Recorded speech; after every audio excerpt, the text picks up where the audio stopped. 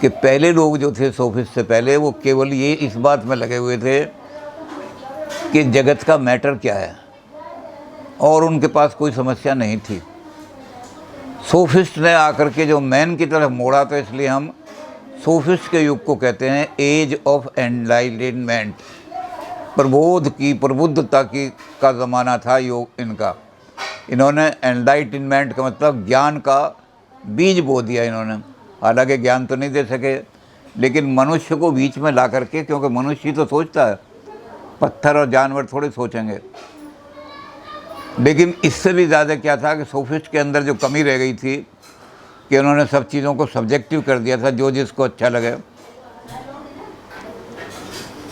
तो यूनान में, एथेंस में कैसे आदमी पैदा हुए जिनको first systematic philosopher of the world को तो नहीं कह सकते हम, उन्होंने तो वर्ल्ड ही माना इसको, लेकिन हम कह सकते हैं कि first systematic thinkers of Europe. West की सारी फिलॉसफी में और वेस्टर्न सभ्यता में पहला आदमी जिसने सिस्टमेटिकल थिंकन की, वो सुकरात था, सोक्रेटिस। सोक्रेटिस को आम भाषा में या अरेबियन भाषा में सुकरात कहते हैं। तो सुकरात वो आदमी था जिसने पहली बार सिस्टमेटिक थिंकिंग की। कुछ इधर से ले लिया, कुछ उधर से ले लिया, और उसमें अपना सिद्धांत बना दिया। ये काम नहीं किया उन्होंने सिस्टमेटिक ढंग से सोचना शुरू किया। अब सुकरात के बारे में इतना साहित्य उसके शिष्य ने लिखा है, प्लेटो ने, कि ये तय करना मुश्किल हो जाता है कि जो प्लेटो ने सुकरात का अपने गुरु का वर्णन किया है, सुकरात वाकई ऐसे थे या सुकरात ओरिजिनल कुछ और थे। लेकिन बहुत कुछ लिखा है उनके बारे में, सुकरात के बारे में, और बहुत सारे जो कथाएं हैं, छोटी छोटी गाथाएं हैं, जिनको एनेक्डोट्स कहते हैं, वो सुकरात के बारे में बड़ी मशहूर हो गई हैं। अब सुकरात के बारे में जब हम सोचते हैं तो ये डिसाइड करना भी बड़ा, जैसे टेलर है या और कोई आदमी थिंकर हैं या कोपलस्टन हैं, कुछ लोग ये कहते हैं कि सुकरात तो फिलोसफर था ही नहीं, सुकरात तो एक रिलीजियस प्रीचर था, नैतिकता और धर्म का प्रचार करता फिरता था, तो उसको तो हम प्रीचर मान सकते हैं, प्रचारक था वो। कुछ लोग कहते हैं कि सुकरात तो एक संत था, ऋषि था, उसको फिलोसफर रख करके उसका दर्जा घटा दिया, बहुत ऊंचा ऋषि था वो तो सुकरात की ऊंचाई के बारे में भी लोग जो हैं वो सोचते हैं कि कितना ऊंचा था वो, क्या वाकई इतना ऊंचा था, या प्लेटो ने जो उसके बारे में सारी किताबें लिखी हैं अपनी अपने गुरु के बारे में, ये प्लेटो ने इतना ऊंचा बनाया। तो सुकरात के बारे में ये तय करना भी बड़ा मुश्किल हो रहा है, क्योंकि सुकरात ने कोई चीज़ लिखित में नहीं छोड़ी, वो लिखता नहीं था सुकरात कुछ भी। सुकरात के पिताजी बड़ी अच्छी मूर्ति बनाना जानते थे। ग्रीक देश में ये मूर्ति पूजा होती थी, मिनर्वा की मूर्ति है, सरस्वती की मूर्ति है, और लोगों की मूर्ति है। तो ये मूर्ति पूजा में बड़ी सुंदर मूर्ति बनाया करते थे इनके पिताजी, और उस सुंदर मूर्ति को बेच करके सारा काम चलाते थे। तो शुरू में तो सुकरात ने अपने पिताजी का यही प्रोफेशन अपना लिया, लेकिन बाद में सुकरात ने फिलॉसफी की तरफ जिसका ध्यान आया, तो सुकरात ने क्या किया कि अपनी जो मूर्ति कला थी उसकी तरफ तो ध्यान कम किया और ज्ञान की तरफ ज़्यादा आ गया। ज्ञान का कहीं से अर्जन भी करूं और ज्ञान का प्रचार भी करूं, इसलिए मूर्ति कला पीछे छूट गई। अब सुकरात क्या करते थे कि मूर्ति बनाते थे, जब उसको बेचने जाते थे बाज़ार में तो मूर्ति बिक जाती थी, तो जेब में पैसे डाल करके क्या करते थे, कहीं चौराहे पर या सड़क पर खड़े हो जाते थे, और कोई उनको ऐसा आदमी दिखाई दे कि ये मुझे ज्ञानी कुछ दिखाई दे रहा है, तो उसको पकड़ करके, वहाँ जैसे हमारे यहाँ कॉफ़ी पिलाई जाती है तो वहाँ जई की शराब बनती है, उसको लोग बड़ा पसंद करते हैं कॉफ़ी की तरह से। तो वो क्या करते थे, वहाँ बैठ जाते थे कैफेटेरिया में, और जा कर के लोगों को पकड़ करके वहाँ से उनको चाय पिलाते थे कि आप मुझे इस विषय पर ज्ञान दीजिए। तो सुकरात का जो विधि थी वो ये थी कि बोलते बहुत कम थे सुकरात, सुनते ज़्यादा थे। उसको कहते थे कि विषय दिया जी, आपका विषय पर, इस पर ज्ञान दीजिए। और वो आदमी अगर ज्ञान दे देते थे, जाना चाहता था, अरे भाई बियरर 1 कप और ले आओ इसका, तो वो ले आते थे उस आदमी को, कहते 1 कप और पी लो, तो उसको उठना नहीं देते थे। तो जब वो सारी बात अपनी कहता था तब ये बोलते थे। तो क्या बोलते थे, उस जो उनके भाषण थे, उसके भाषण में से जो पॉइंट ऐसे निकलते थे जिन पर जिज्ञासा हो, तो ये क्वेश्चन किया करते थे। इनका मेथड था क्वेश्चनिंग का। और ये जब तक क्वेश्चन करते रहते थे, जब तक वो इनको पूरा सेटिस्फेक्शन ना हो जाए। क्वेश्चन में से क्वेश्चन, ये यूनान का ही तरीका है। हमारे यहाँ भारत में ऐसा नहीं है। भारत में तो ये बड़ी बड़ी यूनिवर्सिटियों में कि भाषण देने के लिए आ गया और भाषण में कुछ भी कह गया। यूनान में और इंग्लैंड में ये फैशन नहीं है। वहाँ सेमिनार के अंदर बड़े क्वेश्चन होते हैं, एक एक पेपर में बड़े क्वेश्चन होते हैं। ये सोक्रेटिस मेथड है। जब तक आपको संतुष्टि ना हो जाए तब तक आप लगातार क्वेश्चन कीजिए।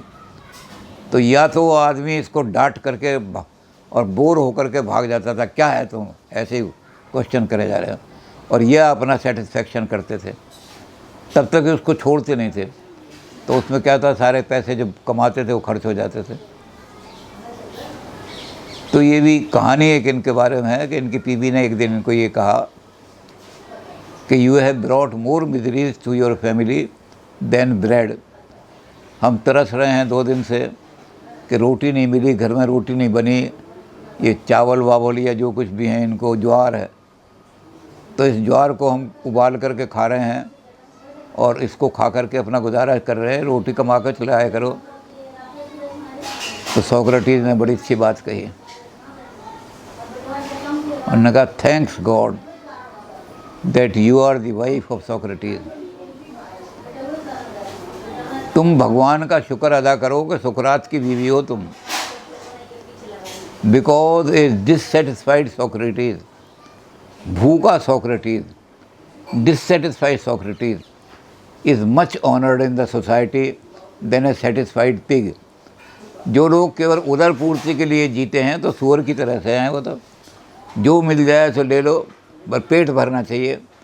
तो जो लोग बड़े रजे हुए लोग हैं, सेटिस्फाइड है सारे, और पिग की तरह से सेटिस्फाइड है, उनकी कोई पूजा नहीं करता, कोई नमस्कार भी नहीं करता। और सुकरात जब निकलता है तो गरीब हैं सुकरात, भूखा है सुकरात, तब भी बड़े ऑनर से देखते हैं। तो सुकरात के बारे में ये बात है कि सुकरात इस बात को मानते थे कि ज्ञान से बड़ी कोई चीज़ कीमती नहीं हो सकती। रोटी तो दुनिया खाती है, बैली अपनी भरने के लिए कोई भी आदमी दुनिया के अंदर पैदा होता है तो उसके सामने एक ही लक्ष्य होता है, हाउ टू फिल माई बैली। लेकिन वो ये नहीं जानता कि ये आम आदमी तो ये कर लेता है जो बिल्कुल नीचे लेवल पर है, लेकिन जो महान बनना चाहता है वो, उसे तो महान आदमी को तो ज्ञान चाहिए। तो ये ज्ञान जो है, इसके बारे में इनके चेले ने कहा भी था, प्लेटो की बात करेंगे जब, कि सोफिस्ट इनका मखौल उड़ाते थे कि ये फटे कपड़े पहन रहे हैं, ये गंदे ऐसे कपड़े पहन रहे हैं जो लगा रहा 4 दिन से धुले भी नहीं हैं। और हम जो है सोफिस्ट, हमारे बच्चे निकलते हैं कोई इकोनॉमिक्स का, कोई लॉ का, तो बढ़िया बढ़िया। तो प्लेटो ने तो इनका जवाब दिया था, सुकरात के साथ तो नहीं हुई, प्लेटो के साथ बात हुई थी। प्लेटो ने कहा था इनको, philosophy will not make you rich. Philosophy पैसा कमाने के लिए नहीं होती। ज्ञान बाज़ार में बिकता नहीं, हम अपने ज्ञान को बेच भी नहीं सकते। But definitely it shall tell you the art of dignified living. महानता के साथ, स्वाभिमान के साथ, सम्मान के साथ दुनिया में कैसे जीना है, ये फिलॉसफी ही सिखाएगी। तो आप पेट भरते हो, सिर्फ पेट भर लेते हो, आप सम्मान का चिंता नहीं करते। अगर आपने ये समझना है कि मैं डिग्निफाइड लिविंग कैसे करूं, ऊंचा मेरा दुनिया के अंदर सम्मान पूर्वक, स्वाभिमान पूर्वक कैसे जीऊँ, तो उसके लिए फ़िलॉसफी ज़रूरी है। तो सुकरात ने तो ये बात नहीं कही, उनके चेले ने कही, लेकिन बात सुकरात की इस तरह करते थे। वाइज मैन का हम पहले भी जिक्र कर चुके हैं कि सुकरात जो था वाइजेस्ट मैन कहलाता था। अपने देश के अंदर, एथेंस के अंदर। तो यू नो दी ऑल, ये सोफिस्ट हैं। और जो ये कहता है कि अभी तो बहुत कुछ जानना है, तो उन्होंने कहा ये जो अलामत है इसको शायद वो वाइज कहते होंगे, और अगर इसको वाइज कहा जाता है तब तो मैं वाइजेस्ट मैन हूँ इस देश के अंदर, क्योंकि मैं ही एक ऐसा आदमी हूँ जो अपनी इग्नोरेंस को जितना ख़त्म करता हूँ उतनी इग्नोरेंस बढ़ जाती है। तो इस तरह के सोक्रेटिस के बारे में बड़ी कहानियाँ हैं, बहुत ज़्यादा कहानी सोक्रेटिस की। उनको बहुत बड़ा इन्होंने चूँकि लिखा है प्लेटो ने अपने, ऐसी बहुत सारी एनेक्डोट्स हैं इनके बारे में। लेकिन सोक्रेटिस ने जो अपने खिलाफ लोगों को बनाया, सारे आदमी सोक्रेटिस के दुश्मन जो बन गए। सुकरात दूसरों को घटिया समझता है, अपने आप को बहुत बड़ा समझता है। सुकरात ने कहा मैं तो नहीं समझता, तुम ही समझ, तुमको मुझे वाइजेस्ट कहते हो, मैं तो अपने आप को वाइजेस्ट नहीं कहता। लेकिन फिर भी लोग कहते हैं ज्ञान की वजह से लोगों को, और कहते क्या करता है ये लोगों को पकड़ पकड़ के वहाँ बिठा लेता है और उनसे क्वेश्चन करता है, तो वो समझते हैं हमारा अनादर कर रहा है, और इसलिए वो लोग इसके नाराज़ होता है। क्या सुकरात वहाँ क्वेश्चन पे क्वेश्चन करे जा रहा है, थोड़ा बोर कर रहा है हमें और परेशान करता है, और ये कोशिश ये करता है कि हमें सिद्ध कर दे कि मुझे कुछ नहीं आता। जो मैंने बोलना शुरू किया था उसके बारे में 4-5 क्वेश्चन करिए तो मैं हड़बड़ा जाता हूँ। तो ऐसे बहुत सारे लोग क्वेश्चन सुकरात के दुश्मन बन गए। कुछ लोग ये कहने लगे छद्म रूप से ये भी सोफिस्ट है। सोफिस्टों ने पुरानी परंपराएं सारी, क्योंकि एनलाइटनमेंट का एज कहा जाता है कि मनुष्य को ला के बीच में खड़ा करके एनलाइटनमेंट कर दी, पुराने जो भाषाएँ वो उड़ा ख़त्म कर दी। तो ये भी पुरानी चीज़ों को, पुराने लोगों का मखौल उड़ा रहा है, पुराने ज्ञान का मखौल उड़ा है। हमारे यहाँ बड़े बड़े ज्ञानी हैं, ये उनको पकड़ करके भी ये सिद्ध करता है कि तू कुछ नहीं जानता। तो ये भी शायद सोफिस्ट ही है, तो इसलिए बहुत सारे लोग उसके खिलाफ़ हो गए। तो सुकरात के खिलाफ़ एक पूरा वातावरण देश के अंदर तैयार हुआ। उसकी वजह क्या थी कि सुकरात जो थे वो नैतिकता के इतना ज़बरदस्त प्रचार करते थे कि कोई आदमी उनके प्रचार के सामने खड़ा नहीं हो पाता था। इतनी नैतिकता बताता है, हम तो कुछ भी नहीं इसके सामने। ये तो मॉरलिटी के ऐसे ऊंचे स्टैंडर्ड रख रहा है कि हम तो इसके सामने पिग्मी बन जाते हैं। और जब ये कहता है कि तुम्हारे अंदर ये चीज़ें हैं, ये गुण है, नहीं है तो फिर तुम काहे के मॉरल हो, तो हमारा मखौल उड़ जाता है। तो ये जो थे बड़े ऊंचे स्टैंडर्ड रखने वाले, तो इन्होंने गलत काम कर दिया। ये तो लोगों को सब ज्ञान लेते ही थे, लेकिन इन्होंने गलत काम कर दिया कि लोगों को, अपने शिष्यों को ये कह दिया कि किसी भी अज्ञानी आदमी को नमस्कार मत करना। अब एक आदमी मिनिस्टर है, पॉलिटिकल, चाहे वो 8वीं पढ़ा हुआ है, चाहे कुछ भी, इलेक्शन जीत करके आया है और आपकी देश के अंदर मिनिस्टर बन गया है, लेकिन आपका लड़का उसको नमस्कार ही नहीं कर रहा कि जब तक हमें ये पता न लग जाए कि ज्ञानी है। तो हमारे गुरु ने, तो गुरु से ज़्यादा चेले निकल गए। और केवल सुकरात ने तो पॉजिटिव बात कही थी कि जो मैन ऑफ नॉलेज हैं वही सम्मान के योग्य हैं। अगर कोई मैन ऑफ नॉलेज नहीं है तो उसका सम्मान नहीं करना चाहिए। मूर्खों का सम्मान करने से आत्मा का पतन होता है। हमारे यहाँ भी हैं, भारत में बहुत सारे शास्त्रों में ऐसा ही लिखा हुआ है, देवी भागवत में ख़ास तौर से लिखा हुआ है कि वो चरणों में गिर गए भगवान के। जब उन्होंने, भगवान ने कहा कि तेरे पुत्र तो होगा, तेरे भाग में पुत्र नहीं है, लेकिन तूने बहुत सारी पूजा पाठ की है तो तेरे पुत्र तो होगा, लेकिन वो मूर्ख पुत्र होगा। तो भगवान के चरणों में गिर के उसने कहा कि मूर्ख पुत्र होने से तो ना पुत्र हो तो भी अच्छा है। मैं निस्संतान अच्छा हूँ, लेकिन जिस घर में मूर्ख पुत्र पैदा होते हैं वो घर तो सबके सामने हीन हो जाता है। तो मेरा घर तो बड़ा हीन और नीच माना जाएगा क्योंकि मेरे घर में मूर्ख पुत्र पैदा हो गया। लेकिन सुकरात ने उनको कहा, अपने बच्चों को, कि देखो किसी भी अज्ञानी आदमी को, ज्ञानहीन आदमी को, जो भी तुम्हें मिले उसको नमस्कार नहीं करना, जो ज्ञानी है उसका ही। तो बच्चे जो थे यही करते थे। कोई आदमी जा रहा है, बच्चे कहते हैं हमें क्या पता इसका क्या ज्ञान है, ये बैठे यहाँ ज्ञान का प्रमाण दे तब तो हम इसको नमस्ते करेंगे, नहीं तो नहीं करेंगे। वो लोगों ने कहा कि इसने बच्चों के अंदर बदतमीजी पैदा कर दी, बच्चे किसी को नमस्कार ही नहीं करते। तो एक दिन इसके बच्चों ने क्या किया, क्योंकि यूनान में जो जज होते थे वो ओरेटरी पर, यानी कितना आर्गूमेंट कर सकते हैं। जो आदमी चोर है उसको जज अगर उसको फेवर करना चाहता है तो अपने क्योंकि लॉ तो रोमन्स ने बनाए थे, वो क्या करता था कि अपने आर्गूमेंट के आधार पर ये सिद्ध कर देता है कि ये चोरी नहीं है। पीतल का लोटा एक आदमी ने बहुत बढ़िया मांज करके साफ़ करके अपने घर के आगे रखा हुआ था। वो चोर उसको ले गया चुरा करके, और जो चोर था वो ले गया, लेकिन वो चोर नियरर टू दी, वो सत्ता के बहुत नज़दीक था उन लोगों के पॉलिटिकल। यहाँ भी ऐसे ही पॉलिटिकल की और चोरों की खुद गठबंधन रहता है। तो वो जो था जब गया तो जज जो था, उन्होंने जज को कहा कि ये तो बड़ा ख़ास आदमी है हमारा, इसको बचाना है किसी तरह। तो जज ने वहाँ दलील दी कि तुमने अपने लोटे को इतना क्यों चमकाया कि सोने जैसा लगने लगा। तो इस पर चोरी का केस तो बाद में चलाएंगे, तुम पर पहले फ्रॉड का केस चलाएंगे। तो उसमें माफ़ी मांगी, जी मैं अपना केस वापस लेता हूँ, मेरा लोटा खो गया नहीं। तो जजेस जो थे आर्गूमेंट के द्वारा, ओरेटरी के द्वारा ये बोला करते थे। तो सुकरात के चेले जो थे, उन्होंने एक जज जो था वो कोर्ट से निकल कर के आया, तो उसको पकड़ के वहीं बिठा लिया। वो कॉफ़ी जहाँ पीते थे, और वही जो कॉफ़ी का प्याला होता था, जो वहाँ जई की शराब होती थी, वो उनको ऑफ़र की।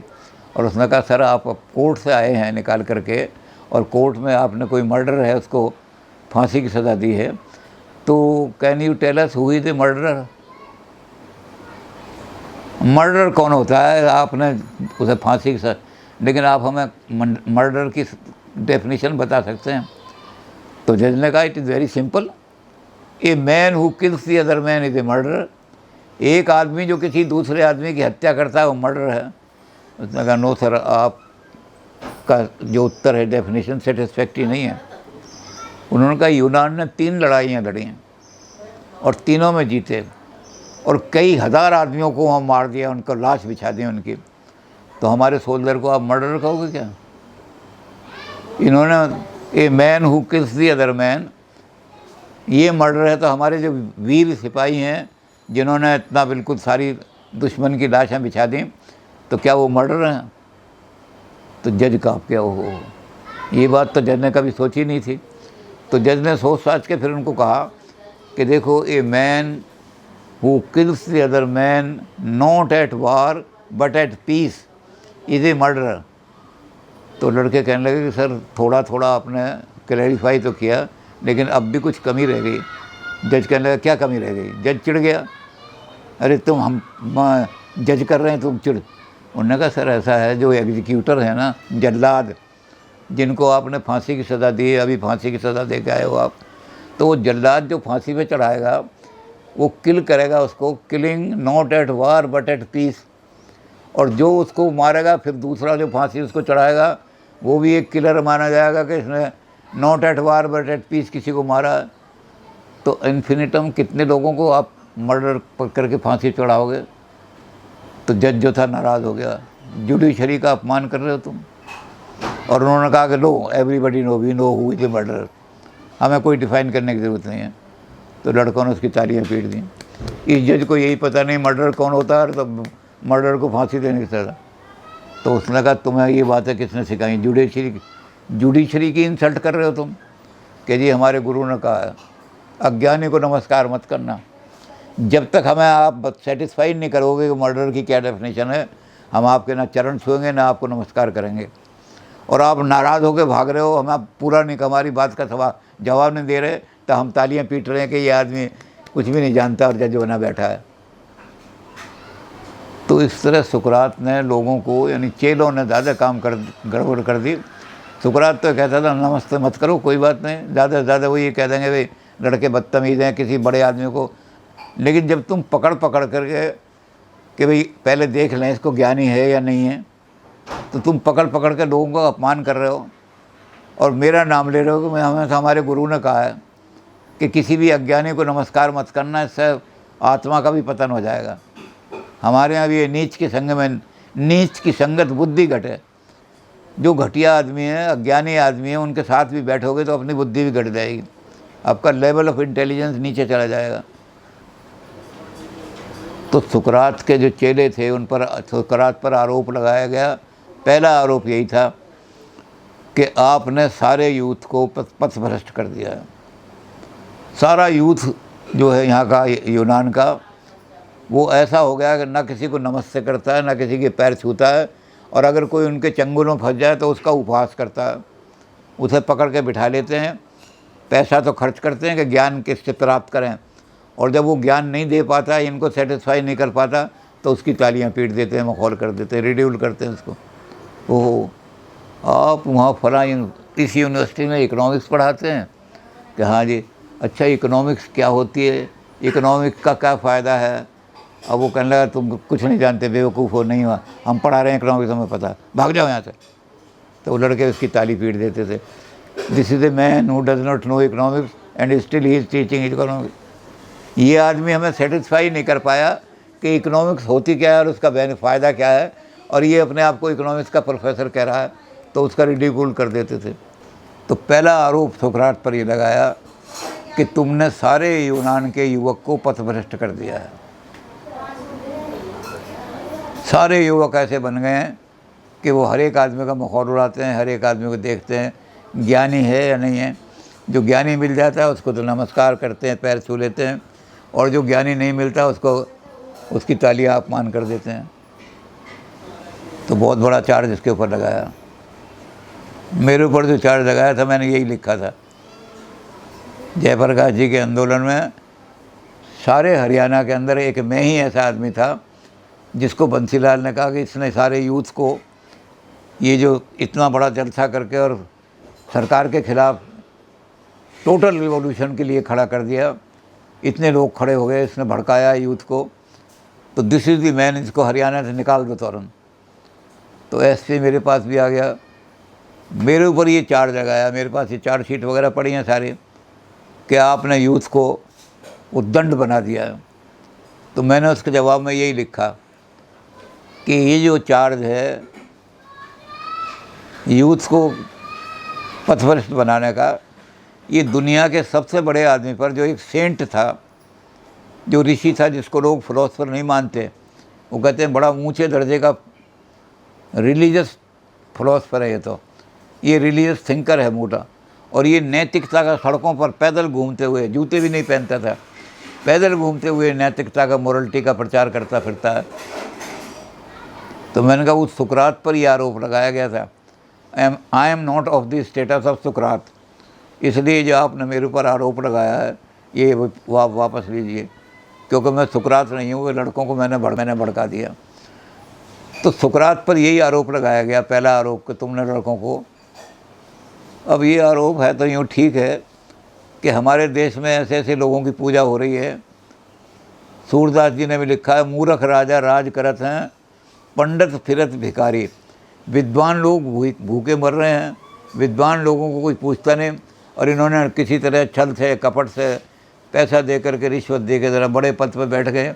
तो ये बड़े पद वाले जो हैं ये मूर्ख भी हैं, तो ये राज कर रहे हैं। जितने भी यहाँ पर ऐसे राज करने वाले मिलेंगे, तो ऐसे सुकरात के आदमी की यहाँ हिंदुस्तान में ज़रूरत है, सुकरात जैसे आदमी की। तो खैर वो आरोप लग गया, इस पर कोई बात नहीं। लेकिन दूसरा आरोप क्या लगा, ये नैतिकता बड़ी प्रचार करता था। तो इसने अपने चेलों को कहा कि जो आदमी इमोरल है वो किसी हालत में भी सम्मान के योग्य नहीं है, उससे बच कर के चलो, अवॉइड करो ऐसे आदमी को। तो किसी आदमी का कैरेक्टर देखोगे, इसका अगर कैरेक्टर अच्छा है तभी वो आदमी पूजनीय है, नहीं तो पूजनीय नहीं है। तो लड़के जो थे एक दिन मंदिर में पहुंच गए। वहाँ मंदिर में पंडित जो था वो कथा सुना रहा था कि हमारे देश का जो राजा है ये मनुष्य नहीं है, ये देवताओं की संतान है। अपने राजा के लिए श्रद्धा बनाने के लिए वो उसको बता रहा था देवताओं की संतान है। तो पंडित ने कहा कि इनकी माँ जो थे, हमारा राजा जो हैं, इनकी माँ बड़ी सुंदर थी, वो ओलंपिया पर्वत के ऊपर खड़ी हुई थी, विहार कर रही थी, बाल बखेरे हुए थे और वहाँ आनंद से खड़ी थी।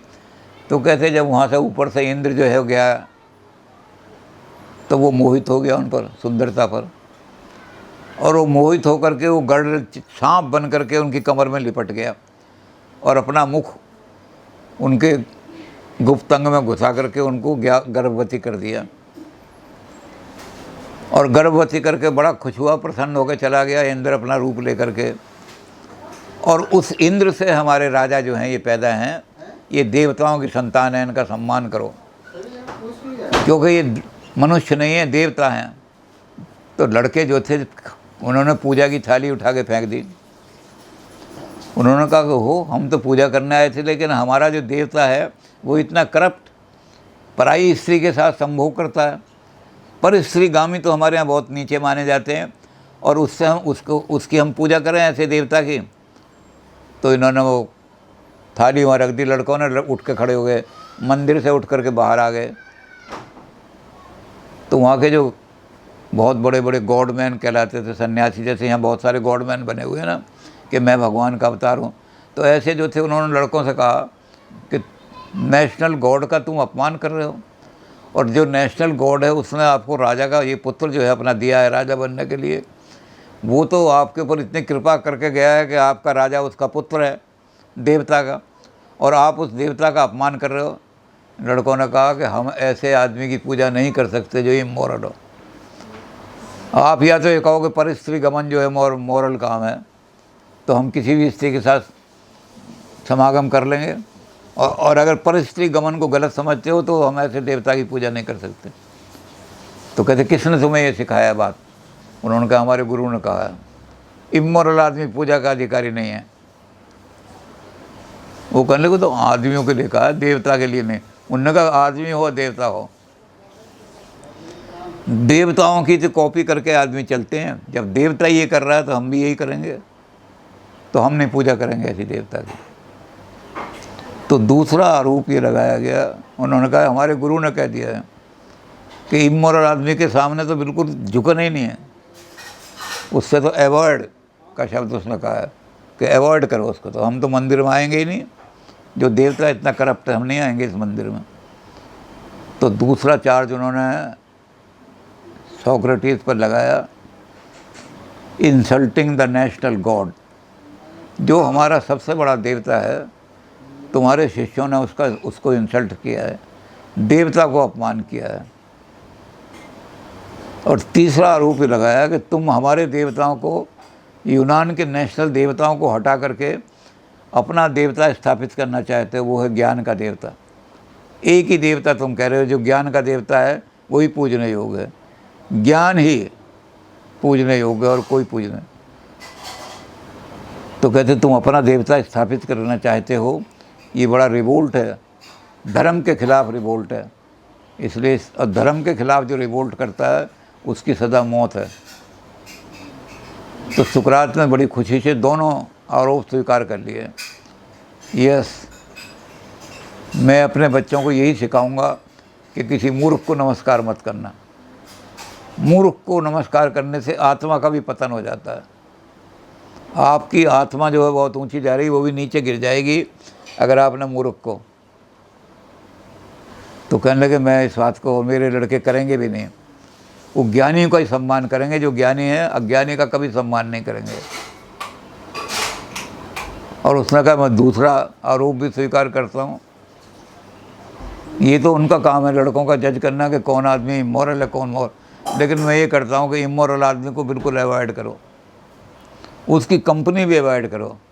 कहते हैं मैं तो सड़क पर यही करता हूँ, और कहते मैं तो देश में यही सफाया कर रहा हूँ कि इमोरल आदमी को बिल्कुल जब लोग इग्नोर करेंगे तो वो हमारा देश छोड़ के भाग जाएंगे, और हमारे देश में हमारा जो नई युवा शक्ति है जब ये खड़ी होगी तो इस देश में मॉरल रह जाएंगे आदमी। उन्होंने कहा इसका मतलब ये कि तुम्हारे देश के अंदर है देवताओं के बारे में। कहता कोई भी हो देवता हो कुछ नहीं। तो इन्होंने दोनों इल्ज़ाम जो थे स्वीकार कर लिए कि मैं दोनों बातें अपने ऊपर लेता हूँ। तो उन्होंने इनको अरेस्ट कर लिया, अरेस्ट कर लो, और अरेस्ट करके आज जेल में डाल दिया। आज जेल में ही डालेंगे क्योंकि टाइम बहुत हो गया। तो कहते हैं मोरलिटी वर्चू जो है वही पूजनीय है। तो उन्होंने कहा फिर बैठो जेल में। तो अब जेल में हो गए। अब आप अगर अच्छी बातें करोगे विकास जी, अगर आज आप हिंदुस्तान में अगर मोरलिटी सिखाओगे तो आपको जेल में डाल दिया जाएगा।